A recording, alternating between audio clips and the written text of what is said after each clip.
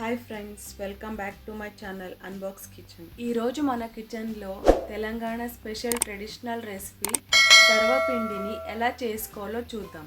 మామూలు సర్వపిండి కన్నా సొరకాయతో సర్వపిండి కొంచెం ఎక్కువ టేస్టీగా ఉంటుంది. వీటిని ఈవినింగ్ స్నాక్స్గా అయినా లేదా మార్నింగ్ బ్రేక్ఫాస్ట్గా అయినా చేసుకొని తినొచ్చు. ముందుగా దీనికోసం 1 కప్పు తురిమిన సొరకాయని తీసుకోండి. ఇప్పుడు అందులోకి 1/2 కప్ ఆనియన్స్, 2 టేబుల్ స్పూన్ కొత్తిమీర, 2 టేబుల్ స్పూన్ కరివేపాకు వేసుకోండి. తర్వాత 1/2 టీ స్పూన్ పసుపు, రుచికి సరిపడా ఉప్పు, 1/2 టీ స్పూన్ కారం, ఒక 2 టేబుల్ స్పూన్ వేయించి క్రష్ చేసుకున్న పల్లీలు వేసుకోండి. అలాగే నానబెట్టుకున్న 2 టేబుల్ స్పూన్ శనగపప్పు కూడా వేసుకోండి.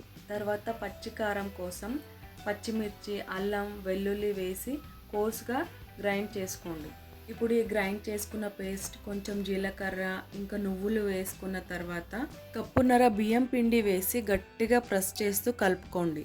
సోరకాయ ఇంకా ఆనియన్స్లో ఉన్న తడి పిండిలో బాగా కలుస్తుంది. తర్వాత కొంచెం వాటర్ పోసుకొని పిండిని సెమీ సాఫ్ట్గా కలుపుకోండి. మరీ గట్టిగా లేదా లూజ్గా కలుపుకోకూడదు. ఇక్కడ చూపిస్తున్న విధంగా ఈ కన్సిస్టెన్సీలో కలుపుకోండి. ఇప్పుడు ప్యాన్ తీసుకొని అందులోకి 1 టేబుల్ స్పూన్ ఆయిల్ వేసి ప్యాన్ అంతా బాగా అప్లై చేయండి. తర్వాత పిండి ముద్దలోంచి కొంచెం పిండిని తీసుకొని ప్యాన్ పైన బాగా పల్చగా స్ప్రెడ్ చేసుకోండి. ప్యాన్ అంతా ఈవెన్గా స్ప్రెడ్ చేసుకుంటే బాగా కాలుతుంది. ఇప్పుడు అక్కడక్కడ చిన్న హోల్స్ చేసుకోండి. ఇప్పుడు ఈ ప్యాన్ని లో ఫ్లేమ్లో 10 నుంచి 12 నిమిషాల దాకా మూత పెట్టి కాలనివ్వండి.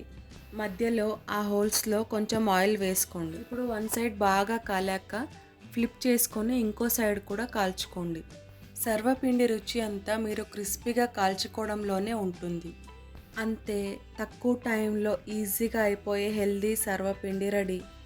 ఇవి 3 నుంచి 4 రోజులు నిల్వ కూడా ఉంటాయి. మరి ఈ సింపుల్ అండ్ హెల్దీ రెసిపీని మీరు కూడా ట్రై చేయండి. ట్రై చేశాక ఎలా వచ్చిందో నాకు కామెంట్ చేయండి.